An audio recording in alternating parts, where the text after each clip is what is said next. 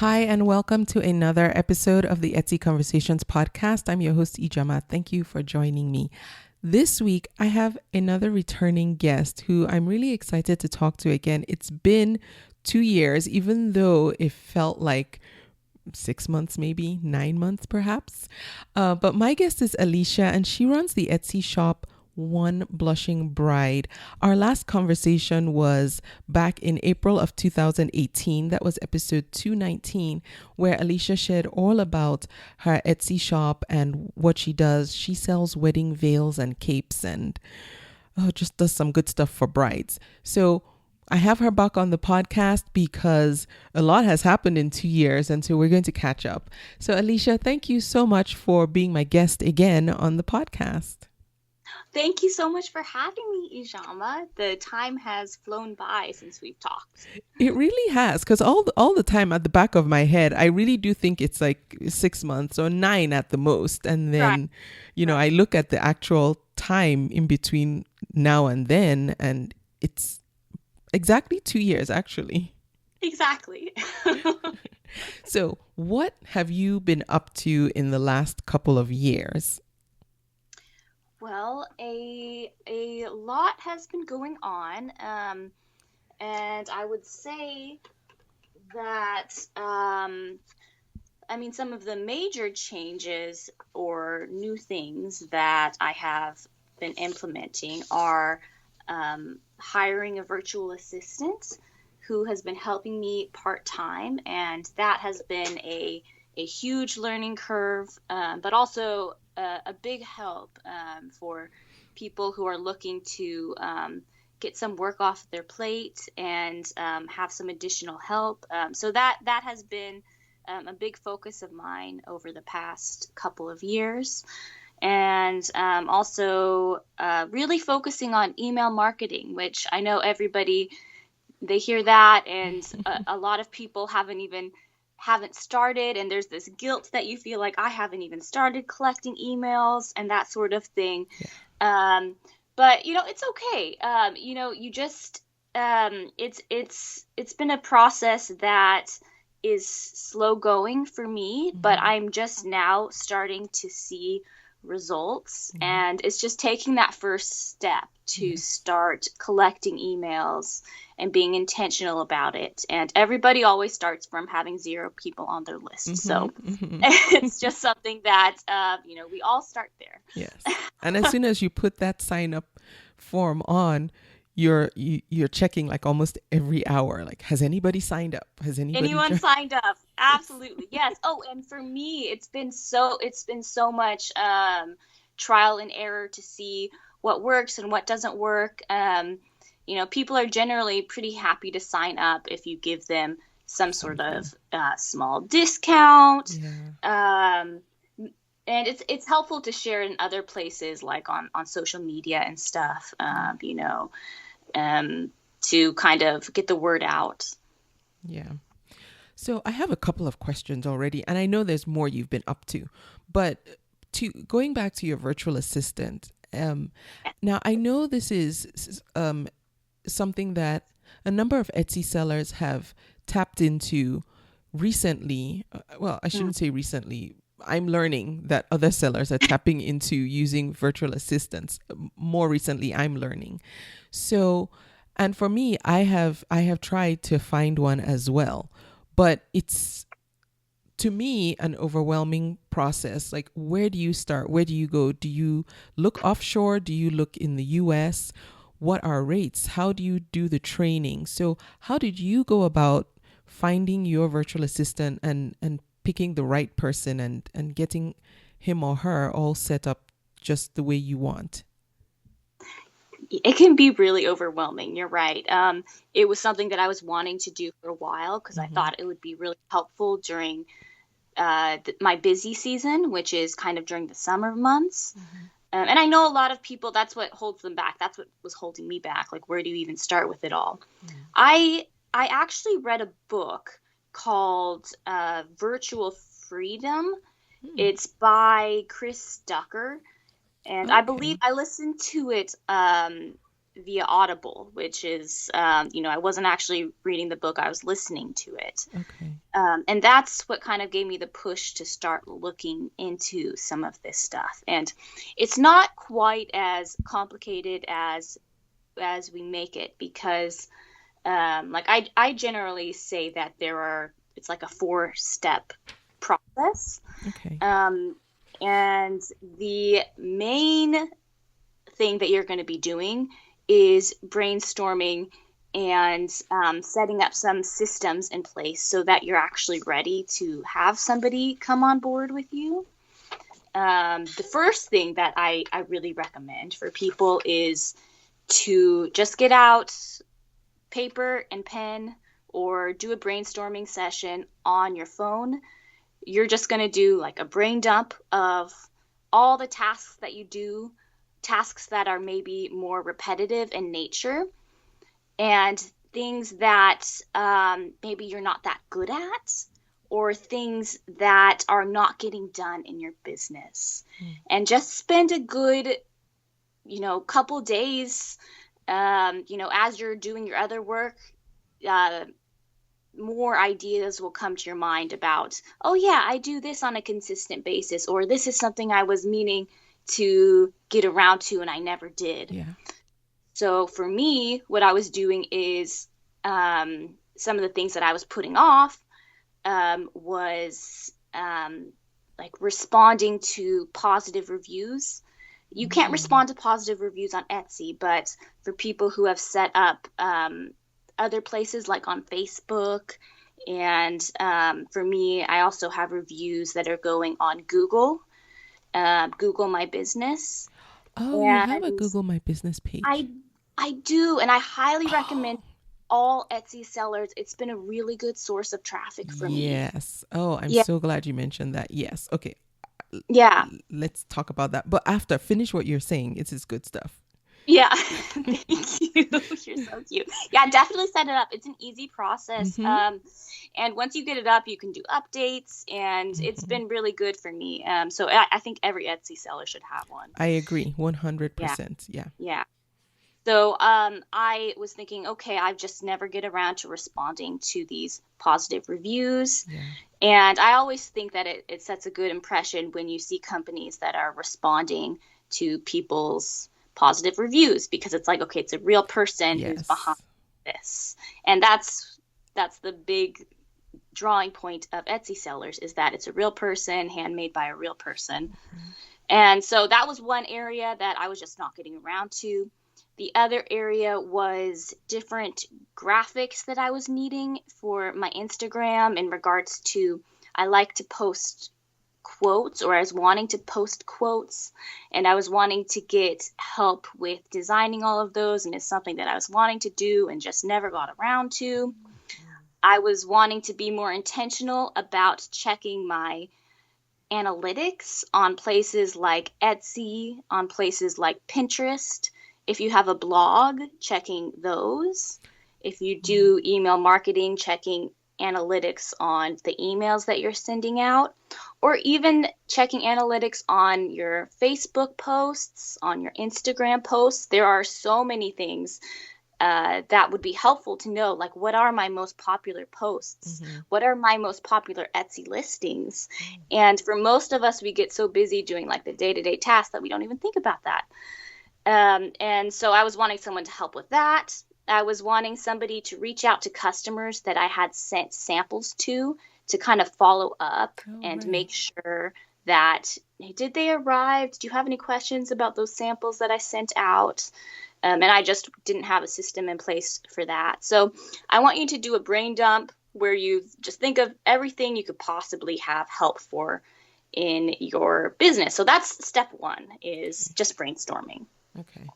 Yeah. And that generally takes, that's the hardest part, is kind of getting it all out there and what you would need help with. Yes. Yeah. And the next thing that I think is really important, step 2, is documenting what it is you want that person to do. Because for me, this is a learning process from my own mistakes. I I hired somebody and I did not have any system in place to kind of train that person. Yeah. And so it was really stressful because I was trying to get orders out. I had this person who was helping me, and I didn't have enough tasks to give her, and I was paying her. And that's everybody's fear, like, oh, I'm going to Yes. hire somebody and I'm not going to have tasks to be able to Yeah. give them, right? Yeah. It's like, Yeah. oh, that's so scary. Yes. Yeah. Yeah.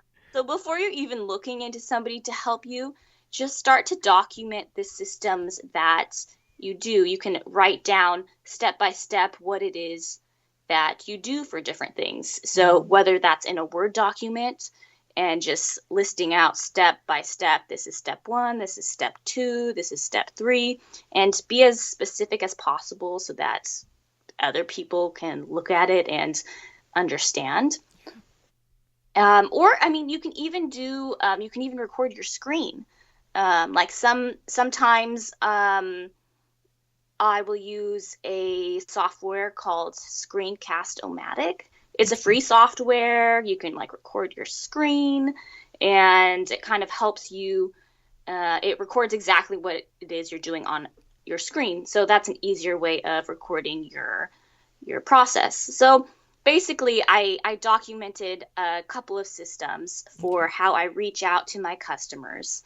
And, I had a template of this is what I want you to send my customers who I have sent samples to and who I know have received those samples. Okay. Yeah, so that's always step two, documenting your system. And then step three is when you're actually going to have a job description that you post somewhere, you're trying to find the right sort of person. I used Upwork. Have you heard of that? I have heard of Upwork. Yeah. So you look for virtual assistants, you look for help on there, and I've had a really good experience with it because you're also protected by Upwork if something doesn't get done, or it can be scary hiring somebody and you've never met them face to face, but they do a good job of putting protective mechanisms in place so that it's not so overwhelming. They give you more step-by-step instructions. And for me, I knew that I was looking for somebody I was looking for somebody in the Philippines because Okay. I knew that would be a little bit more within my price range.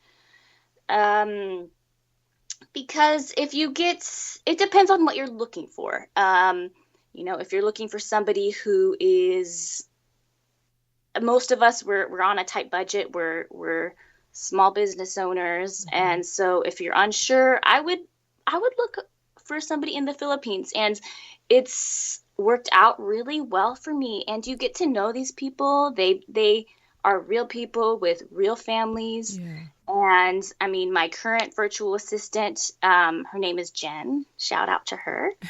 Um, she has 4 kids. She has a thing for purses. She really loves purses. She eats Filipino food. Her favorite one is adobo. Of course, yes. It's really it is a fun process to get to know this person and get to know their life in the process of working with them.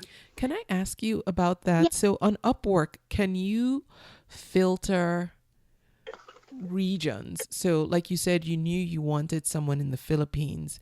So are Yes. you able to filter out the people that you see?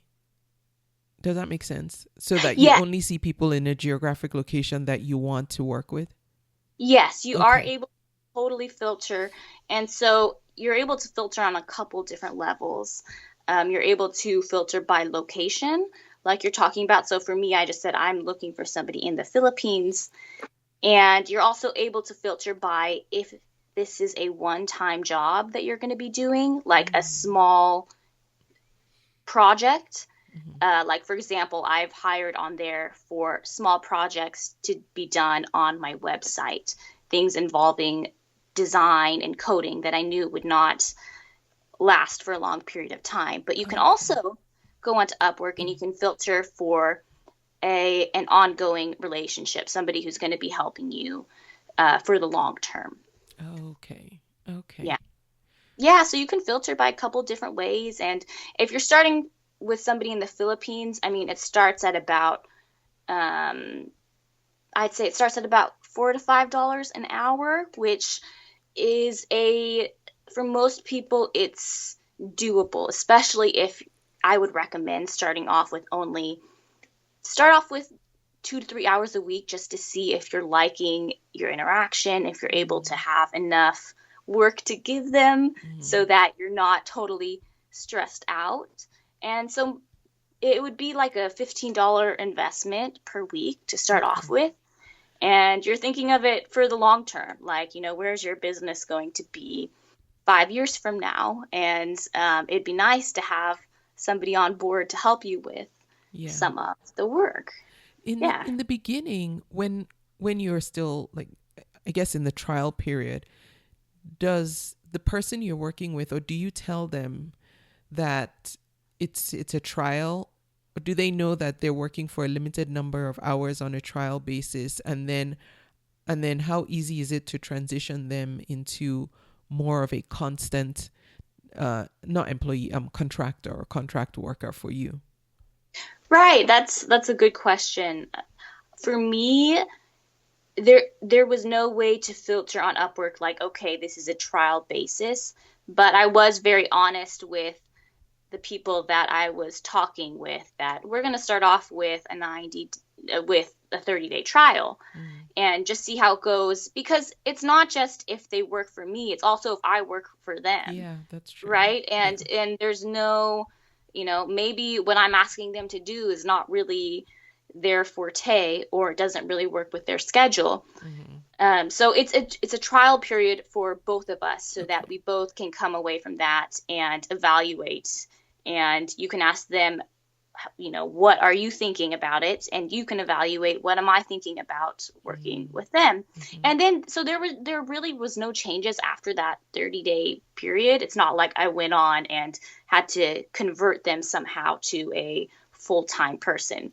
Okay. Um, it's been, I would say the most important thing is really communicating with whoever it is that you're working with, that you're whoever your VA is, Yeah. because the quality of the work that you get is it is dependent on the quality of the instructions that you're giving them. Yeah. So and that was interesting for me, because if I just slap together some email that's or systems in place and I tell them, decipher this, and it doesn't make a lot of sense, then I'm going to get bad work back. Uh, Right. so, it's up to you to put some of those systems and some of those steps in place Mm-hmm. so that they're able to do a good job. Yeah. Right. Okay. Yeah. So, I mean, you just go on there and, you post a detailed job description.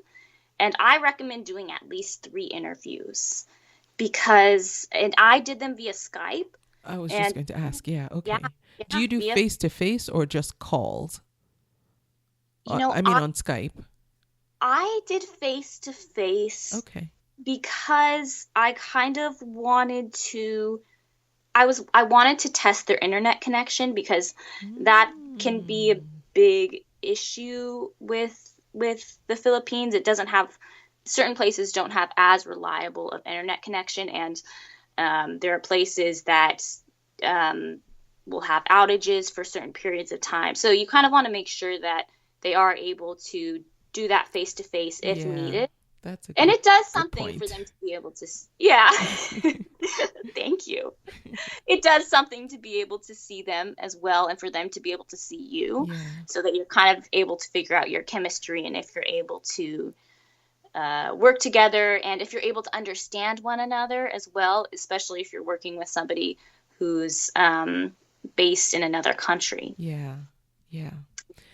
When it comes to payment, how does that work? Is the money you pay held in escrow until you're satisfied, or is the money paid out as soon as they complete a task?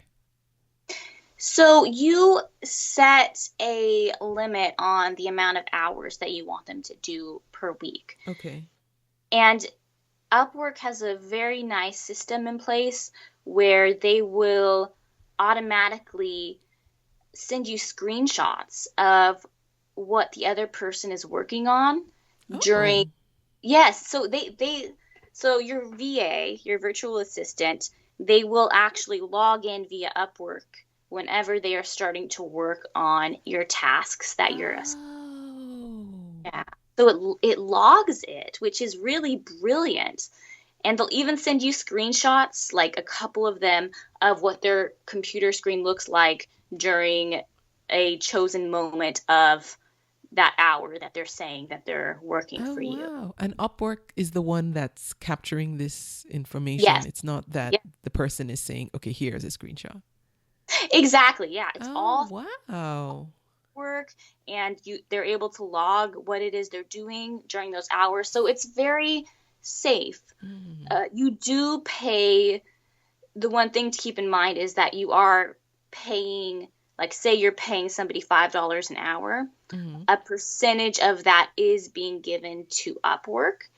So that's just something for you to keep in mind as you're setting your hourly prices. Okay. But the people who are looking for work on there, they know that, it's the Okay. same with any platform that's providing that sort of service. Okay. Yeah, so but it's definitely worth it, especially when you're first starting out, to have that hand holding. Like, Yeah. this is a safe way to do it, and it gives you that peace of mind. So I Okay. highly recommend it.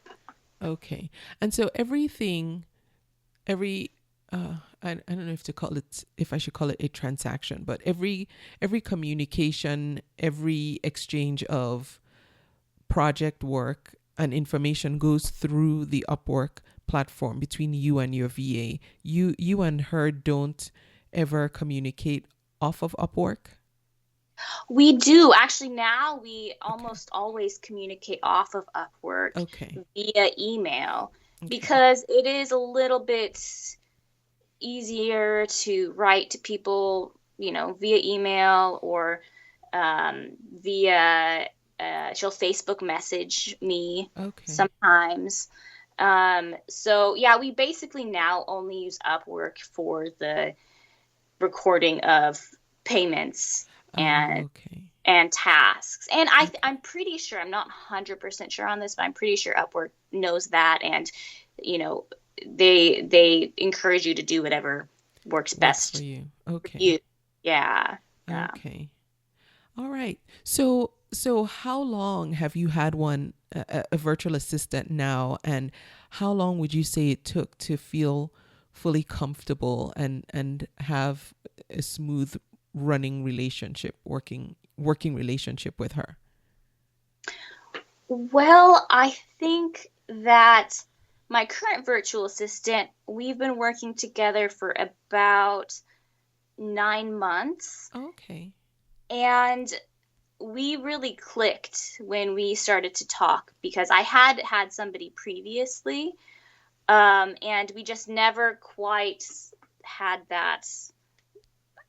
I Yeah. don't know what you call it, that chemistry, Yeah. that Yeah. That connection, je ne and it sais was quoi. nothing. Yeah, there's je ne sais quoi. Exactly. You say it much more beautifully than I do. And so as soon as I started talking to Jen, she was really good about being good with communication. And that's, you can train somebody to do individual tasks, Mm-hmm. but you can't necessarily train someone to be good at communicating and getting back to you quickly, Yes. and being just she's clever overall, and she can Yeah. sometimes anticipate things that I need. Mm. And so I always say, when you're hiring, just make sure that, even if they don't have a ton of experience in whatever specific task it is that you're having them do, Mm. make sure that you're able to have good communication with them, because that is key. Yeah. It's, And oh, sorry, go on. oh no, well, I was just gonna say that basically we had a connection right away, and it always has been really easy to train her because of that. Yeah, I like that.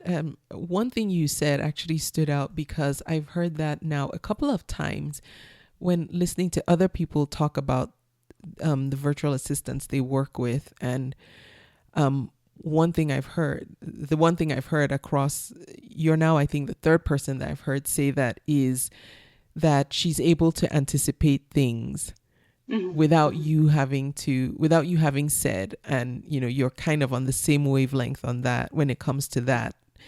And I feel like that's so valuable. I would love it if I was working with someone who, if I got to work with someone who, was able to think ahead and see how, my business runs, and be able to say, I think this will work. Do you want to give this a try? That's so valuable.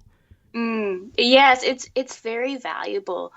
Um, and it, I think it's always like I agree completely with what you're saying, that it's nice to have someone who anticipates what you need. But for me, I was also going into it with probably too high of expectations Mm. in regards to the fact that I kind of was thinking that I would find somebody who would be able to help me with all sorts of tasks. Someone who could help me with Pinterest marketing, and somebody who could also help me with design, and somebody who would be good at customer support, and somebody who would be able to just be like Superwoman or Superman. Or And another you. or or a clone of me. That Yes. would don't know if I want one of those. Uh, yeah, so I was going in with too high of expectations as well. Mhm. I mean, your virtual system, your virtual assistant is going to want to please you. So if you ask them to do something, they're going to say, yes, I can. Mm. But it's important to kind of evaluate what is really their wheelhouse, what is their specialty. And you kind of get some of that by knowing what their past work experience is, Mm. and also just by working with them and trying. Like I tried to put Jen on helping me with my Pinterest marketing, because I had purchased a course from Jenna Kutcher that talked about Pinterest marketing. Really good course, by the way, if you're unsure about Pinterest marketing. What's it It's called? it is called, oh gosh, it's Oh, called Pinterest Lab, I think you said. the Pinterest Lab. Thank Yes, you. yes. Yes. I just saw your notes. You're so helpful. You're anticipating what I I need. know. Yeah, the Pinterest Lab was really helpful. I think it was right under $200, and Okay. just really helped me learn about Pinterest marketing. Okay. So I wanted to put her into that, and I thought, oh, I have a course. It should be fine. She'll just take the course. But it was a little bit too much outside of her wheelhouse, and Mm. the fact that you need to know very specific.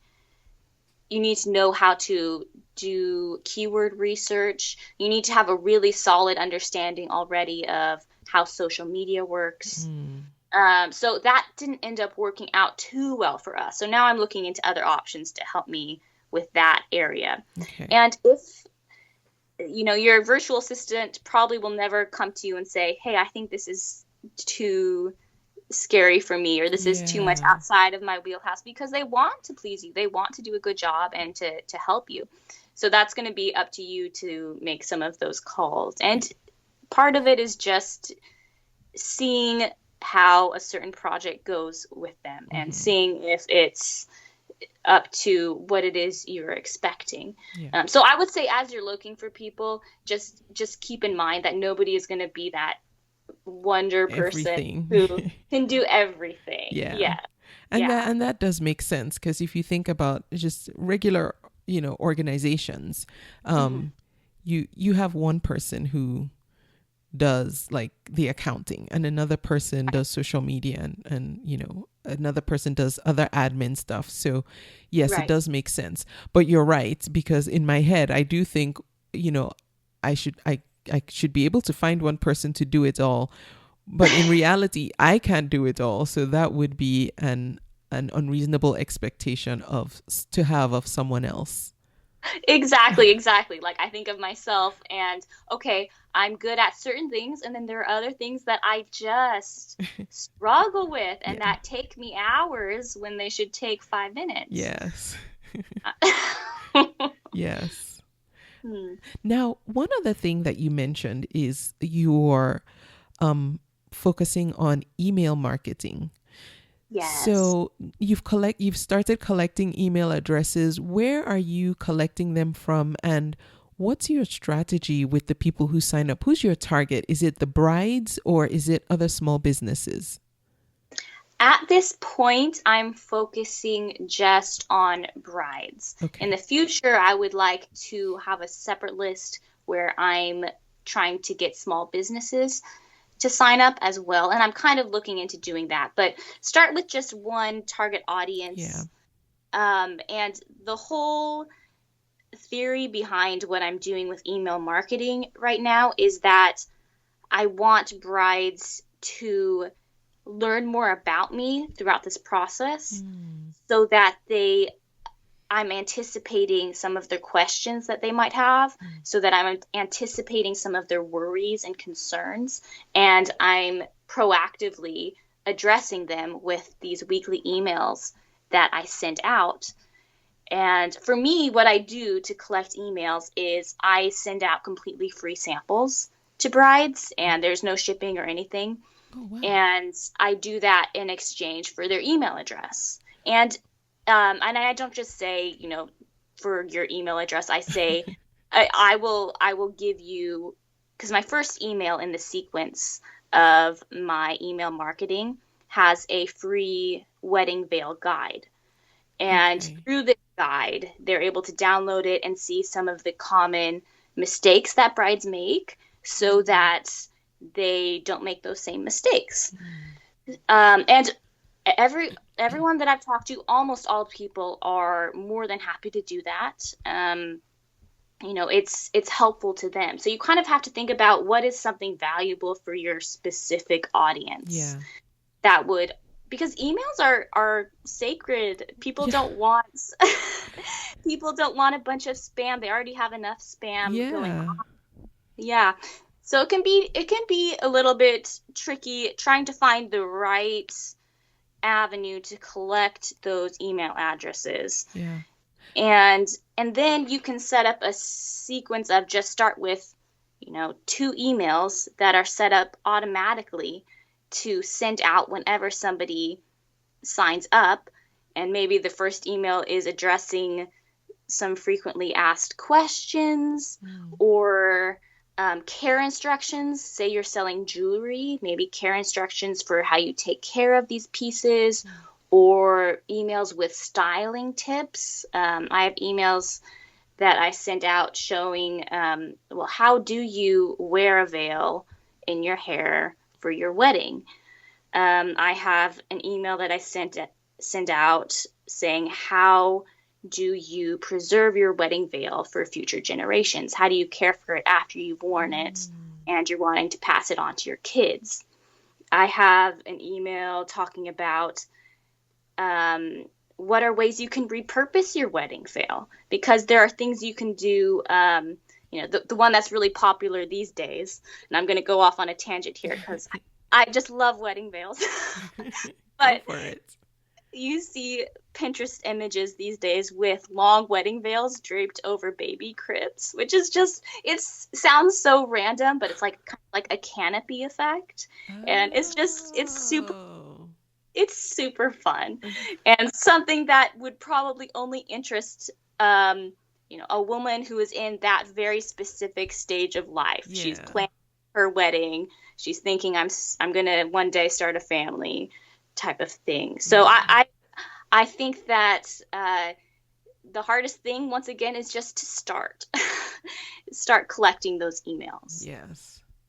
Now, so are you collecting the emails from your buyers on Etsy as well as visitors to your website, which, if anyone wants to check out, is oneblushingbride.net.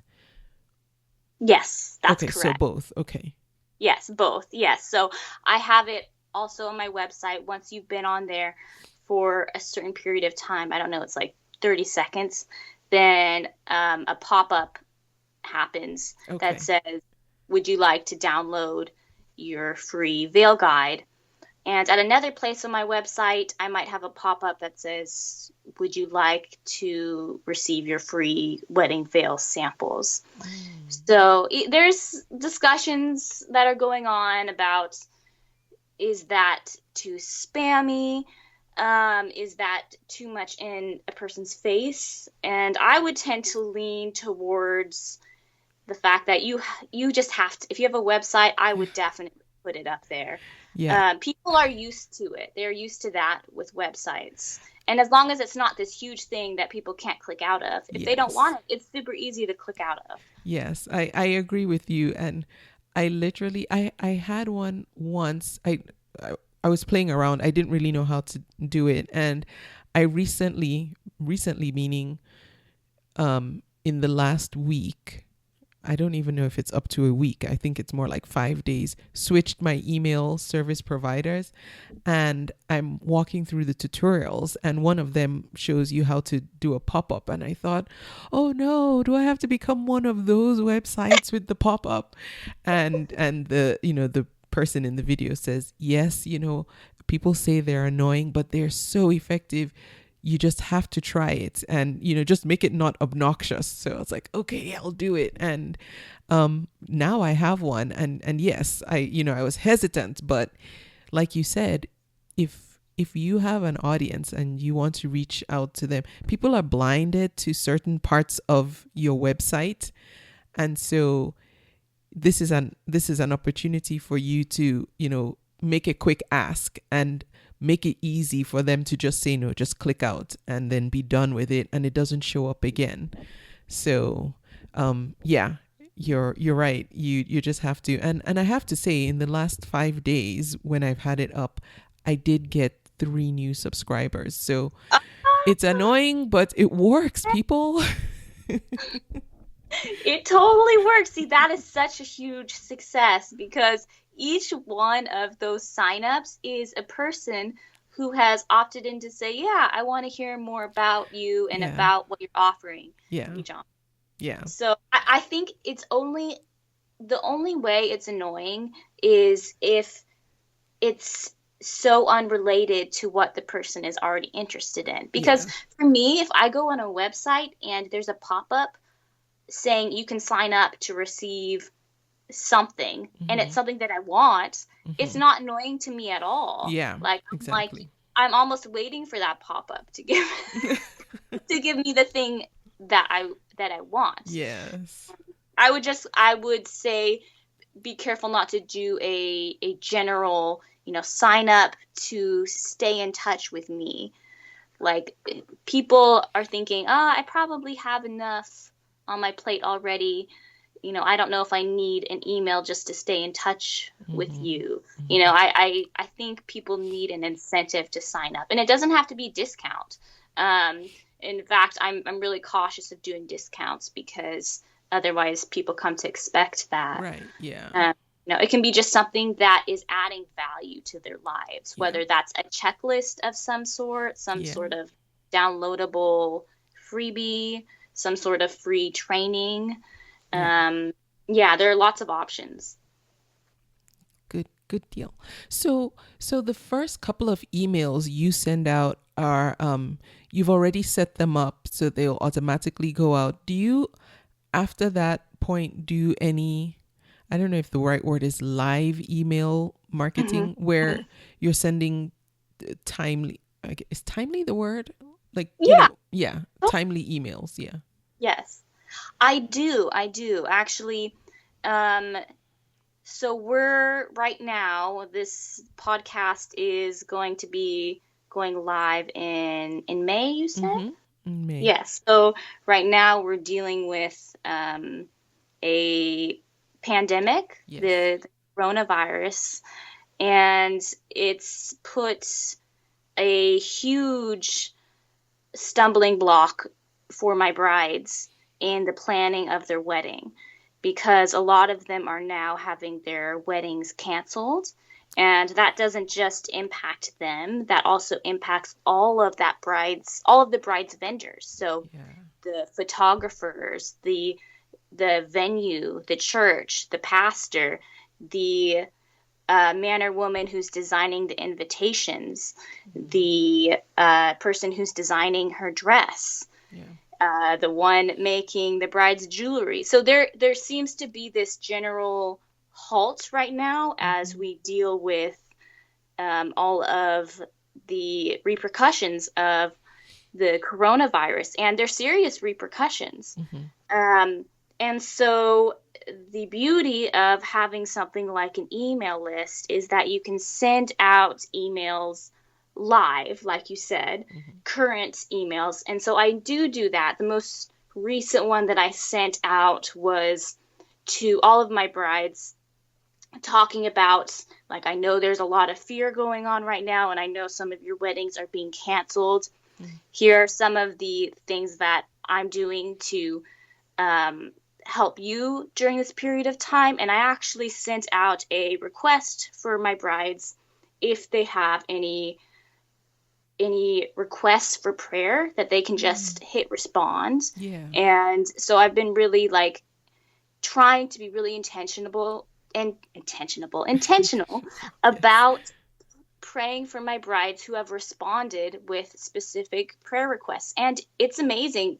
You form these personal relationships, and the brides do respond with specific things about their lives, about their loved ones, and about their current situation with wedding planning. And sometimes they're just like venting to you about everything that's going on, right? Yeah.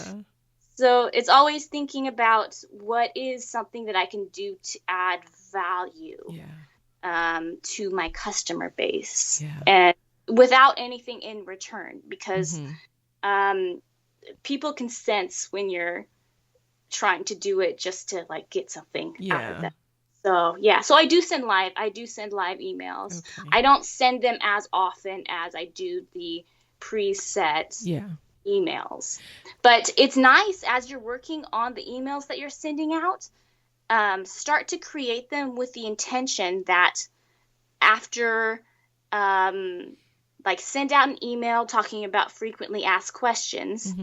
And then after the fact, you can go back and set that as an automated one that's part of your automated sequence. So that was going to be my next question. Yes. Okay. Yeah. Oh, no. You're on track. I was just going to ask about how you set up your automated sequences, and but it sounds like as you're going, if you send an email that's evergreen, you can just add it to the sequence. And so for new subscribers, they'll eventually get that one, or, get all those emails. Exactly. Yeah.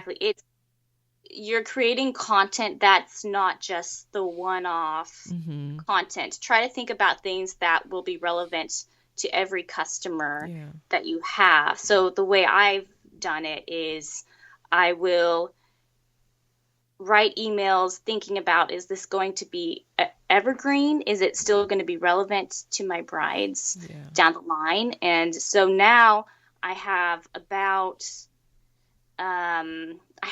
6 months of automated content that gets sent out. Which sounds weekly, once a week.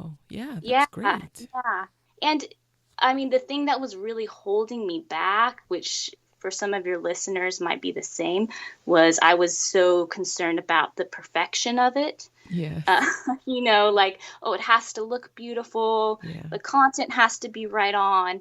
And, for me, that's been my biggest weakness, is trying to fight that like perfectionism tendency, because it totally holds me back. So if that's what your concern is, I would say, it's better to send something out that's, 70% good, 80% good, and still valuable, rather than just not sending anything out at all. Yeah. Yes, I agree. I've had to convince myself of that too.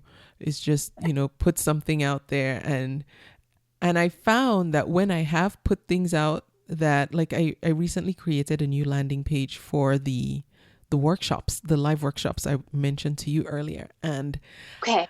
and I wasn't happy with it. But then, I thought, okay, just put it up there and see what it looks like, and Uh, then go from there. And it took me a long time to just press the live, just so I could see it on the on the website, see it on on the World Wide Web, and be okay with it, even though I didn't feel like it was ready. But then what would happen was every time I looked at it, I would see things that I could improve. And so it was easy enough to just go back in and change things or fix things, or switch up the wording. But if I hadn't put it out there, I would have been too stuck and wouldn't have been able to see, if it looked good enough for, the general public, or if, see what things I could change or make better or make clearer. And so, yes, there is a lot of truth in just putting something out there, even when you're not fully ready, and then you can iterate on it. yes, absolutely. Yes. Like you said, there's nothing preventing you from going back and editing it Yeah. after the fact. And people who are interested in you and your business, Ijeoma, they know that that's part of the beauty of it too, is that you're a real person who can make mistakes, and who, if you do make mistakes, who will be honest about it, and that provides that level of connection too. Right. Oftentimes we try to like hide our mistakes and Yeah. hide where we mess up, and it's those mess ups and mistakes that can kind of humanize us, Yeah. because we're not seeing our customers face to face. So a lot of your listeners are doing online e-commerce, Etsy stores, where you're not seeing people face to face.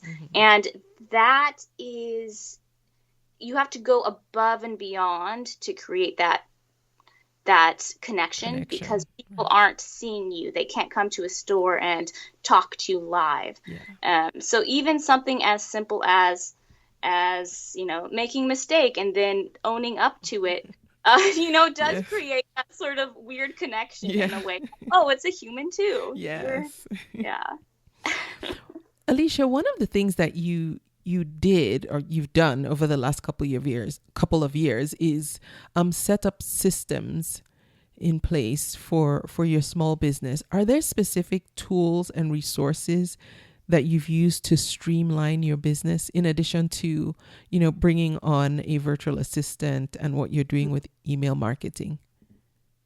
Yeah, that's a very good question. And I would say that, like, to kind of preface that question, I would say that generally we're so busy in our businesses that we don't worry about doing things like setting up those systems. But a period of time like this right now, where like currently I'm located in California, and we have a stay at home command going on right now to prevent the spread of coronavirus. So some of your listeners might be experiencing that. And because of that, business has slowed down quite a bit. So this might be a period of time where your listeners can take that time to set up certain systems in place so that they're able to bring on someone to help them in the future. Or even so that 30 years from now, they're able to actually sell their business. You need to have those systems in place so that you can one day sell your business. So for me, I am not a techie person at all. That is one of my weaknesses. So the simpler, the better. Yeah. What I have done is I use my phone a lot. So I have a notes app, and I'll just, in the process of doing something, even if it's in the process of making my veils, I will kind of list out what it is I'm doing on the notes app. And I've now also gotten into the habit of recording, just hitting record and showing what it is that I'm doing on my iPhone. On your phone. Okay. Just on my phone. I have like a little a stand that I can do that just records whatever it is that I'm doing. So I record it on my phone, and it shows me doing what I'm doing. And I also like to have, the separate step-by-step instructions that I have on my notes app. And I end up transferring that all and saving it to OneDrive, which is my cloud storage, but it doesn't have to be OneDrive. You can use Google Drive. Mm-hmm. The other thing I do is just set out bullet points in Word documents. So, I mean, I'm keeping the technology really simple here. Like, Yeah. I'm just using my phone. I'm using Word. I'm using a notes app. Yeah. It's nothing that's super high tech. Yeah, simpler the better. Yeah. And that works, Yeah. And you're able to share with the cloud storage systems like OneDrive. You're able to actually share those trainings with people. So what I've done with my virtual assistant is I'll then share a folder with her of the trainings where she's able to I see. watch whatever it is that I've already recorded. Okay. And I guess the one fancier tool that I use, or a little bit harder tool, is the Screencast-O-Matic, which I think I mentioned previously. Yeah. Yeah. And that's if I'm doing something that's specifically on my computer screen, and it records everything that you're doing with the mouse. You can talk as you're doing it.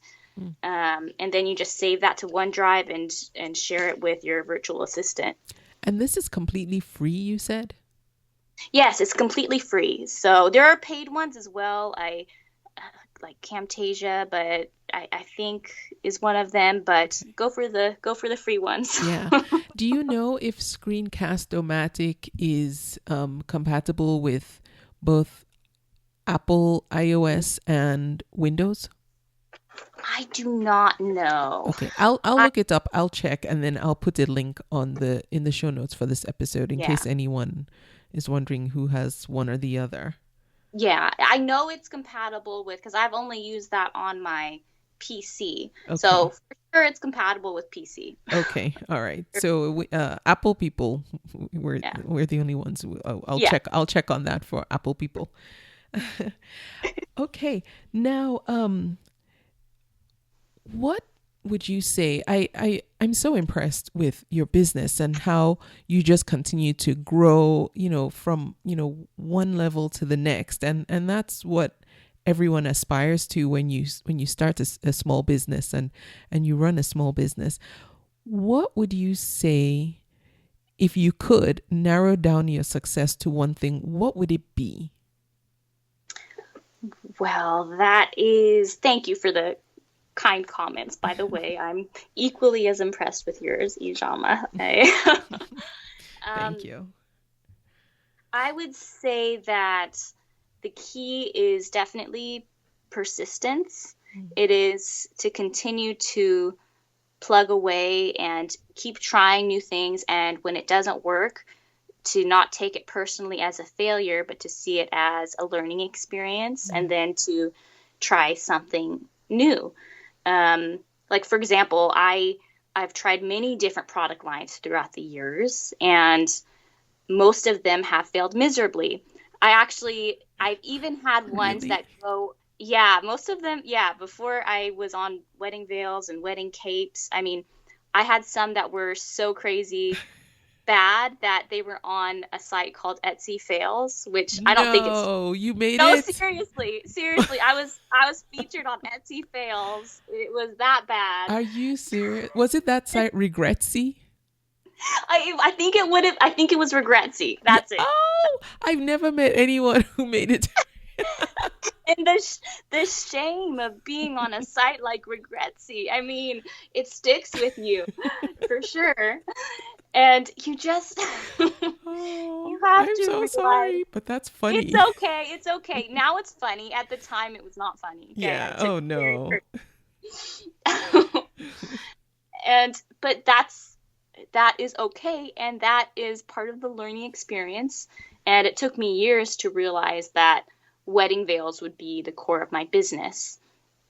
I guess basically I would say that there's there's this concept of little bets. Have you heard of this concept? It's not like widely used. No. Um, Basically, you're saying that you should try small experiments and changes in your business Mm-hmm. as you try to discover what works and what doesn't work for you. Okay. You don't want to be investing huge amounts of money or time in your like experiments or changes that you're doing for your business, Okay. but you should be constantly testing different ideas, whether it's in marketing or in your products.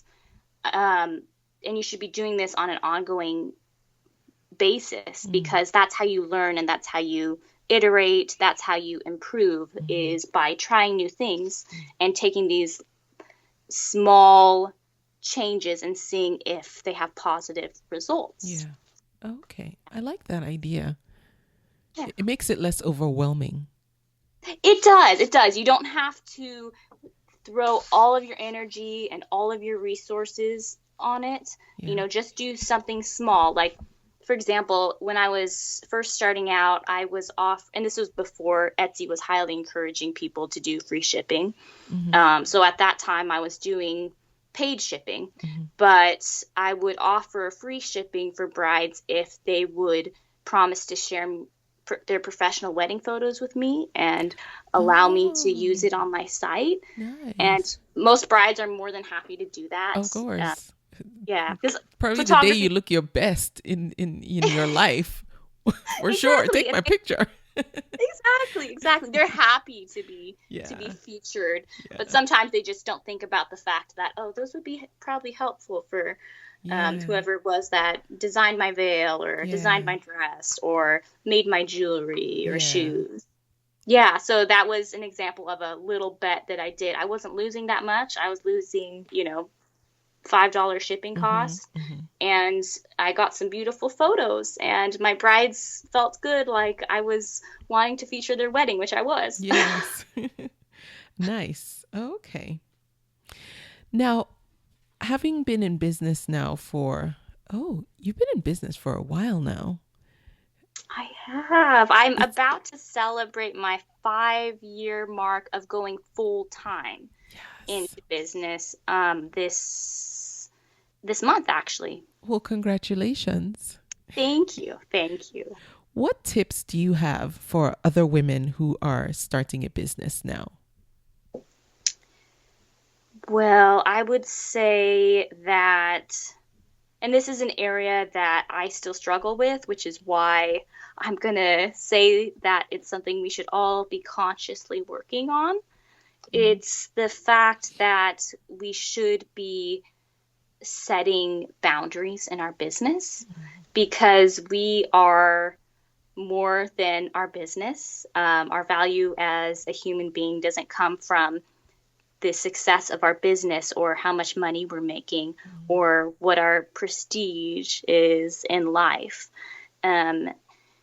It's so easy to base your identity on the success or failure of your business. And I fall into this all the time. Yes. So now that business has slowed down a little bit due to the coronavirus, right? I can fall into the trap of thinking, oh my gosh, I'm a failure. What am I doing wrong? And the truth is that my identity isn't based on my business. So if your business is struggling, then it can be really tempting to feel like a failure. And that's just a very dangerous game to play, as you can start working longer hours, you can work weekends, become all consumed in this chase of success because it is what defines you. But to everyone listening, you are more than your business. and you do want to leave behind a positive, uplifting legacy that is about who you are as a person. So I would say taking some time to think about what your personal core values are in life, whether that is someone who's devoted to family and friends, somebody who prioritizes people. Maybe you're somebody who is a a person of faith in some way or another. And then setting very clear boundaries. Like for me, I've learned and still working on the fact that I shouldn't be answering conversations at midnight, right? Yes, guilty. Yeah, Yes, I know. shocker, right? Shocker. And when I'm with friends and family, I should not be trying to desperately get out that message on my Etsy app on my phone Yeah. to the bride who just contacted me. Mm-hmm. It's really important to have those boundaries in place. And so take some time to think about what those are, and it will protect you in the long run. Mm-hmm. Yes. Thank you. I appreciate you saying that because working from home, um, it's so easy to not have boundaries. And Mm. I think I'm as guilty as, anyone else, where because you don't physically leave where your business is located, you never you have a hard, I shouldn't say you, I have a hard time also mentally cutting off because Right. physically I'm in the same space, so mentally it just Exactly. continues. And so, if like you said, a notification comes on the phone, it's easy enough for me to pick it up and respond and do, and all hours too, because when you run an online business and your market is the world, Right. it's always daytime somewhere. And so someone is always awake trying to do business. And so it's hard to, unless, I'm actually asleep or, not near the phone. And so setting boundaries is so important, because eventually it does catch up to you, even mentally, when you start to feel like you're not shutting off and you're not shutting down. Absolutely, absolutely. And like I agree completely.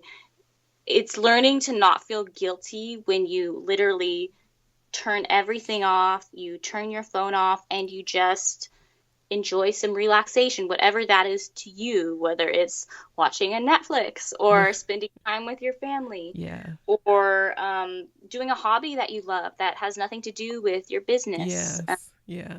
Yeah, yeah, it's very important. One thing I do take advantage of now is and I have an iPhone, and so I don't know if Androids have this feature, and I'm pretty sure it must, but the do not disturb feature. Oh, So you yeah. can set it so at a certain time the phone doesn't ring, you don't see messages or anything. Mhm. Mm. But of course, some family members have figured out if you call back to back, it will ring because it thinks it's an emergency. Right, So, right, exactly. so they're like, oh, it's Absolutely. after 10. I have to call her 3 times for her to answer. They're working around the system. They're Oh my. working around the system, but that's fine. Family's okay. Most. No, Mostly, yes. I'm just kidding. Yes. All right. So, one of the things that you've done also is you've created a Skillshare course for other business owners. Can we talk about what that's about and how anyone listening can get access to this course that you've created? Yes, this is something I'm really excited about. It's a free course that I created via Skillshare that is called Drive Business with Exceptional Customer Service. And it's a really short course. It's less than an hour. Actually, I think it's closer to 30 minutes. And it teaches you how to learn easy and practical tools so that you can delight your customers and deliver really excellent customer service that will, in the end, drive more business.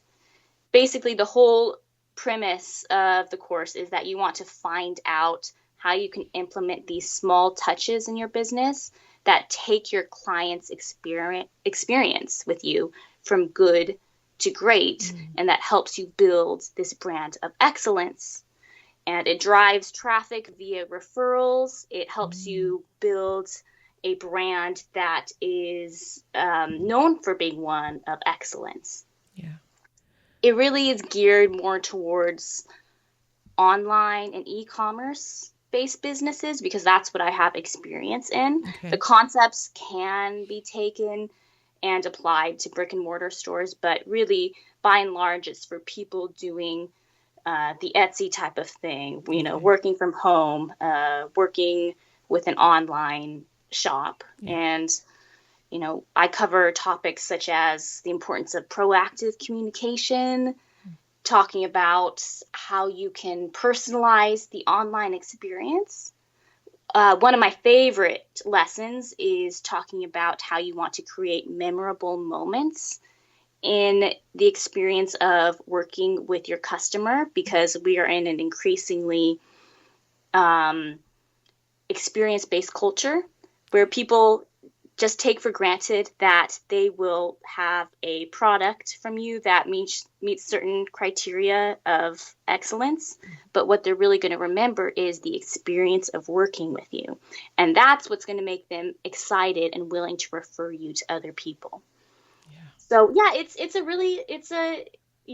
I'm biased, but I think it's an easy course to take and listen to, and you can do it all audibly too. You don't have to actually be looking at the screen, Yeah. and yeah. I like that. I'm impressed that you could squeeze all that into 30 minutes, but I also know that that's your philosophy and how you run One Blushing Bride. And so it just makes sense that, it would be easy for you to talk about this and share exactly how you've used all these concepts to grow your business and do what you do so successfully. So I will have a link to Alicia's course. It's available for free on Skillshare. So I'll put a link to it so anyone who wants to go and watch it. And that's one of the nice things about Skillshare courses is you can Mm, sit down and consume it quickly and not feel overwhelmed that you need, months to get through, 16 modules to mm, get some good information. So, exactly. Yeah. I'm a huge fan of Skillshare in general, and have learned a lot from listening to some of the other teachers on there. yeah.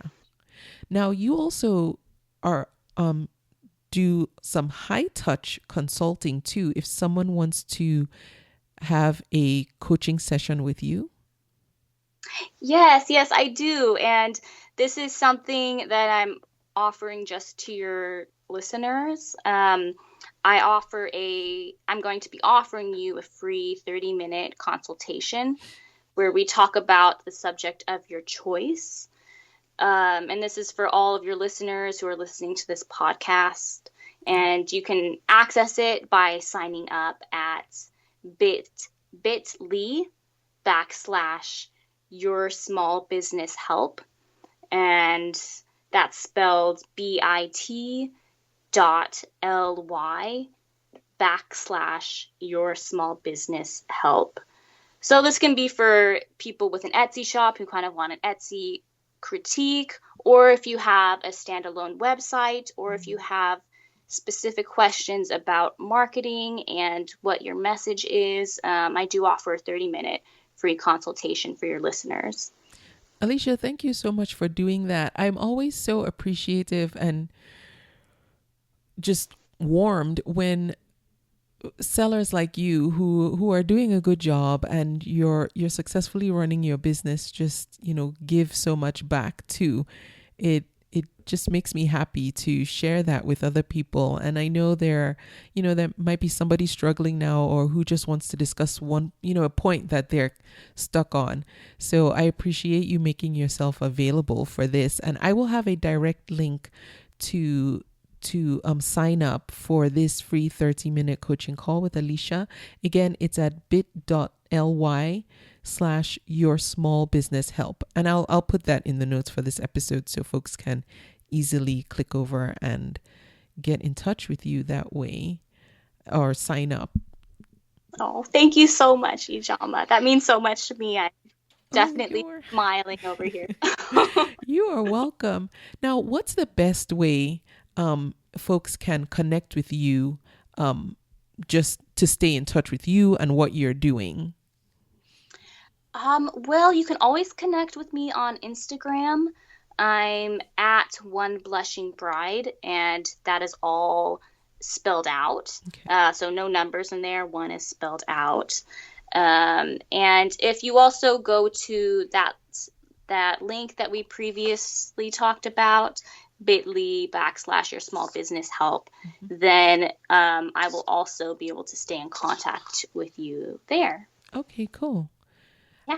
So I will link to those as well. Alicia, thank you so much for coming back and updating me and all of us on what you're doing with your business. As always, I'm just impressed with how you're growing it, and I will just keep watching to see what you continue to do in your business. And I wish you all the best. I do hope that once this coronavirus pandemic blows over, your brides start coming back and weddings get rescheduled.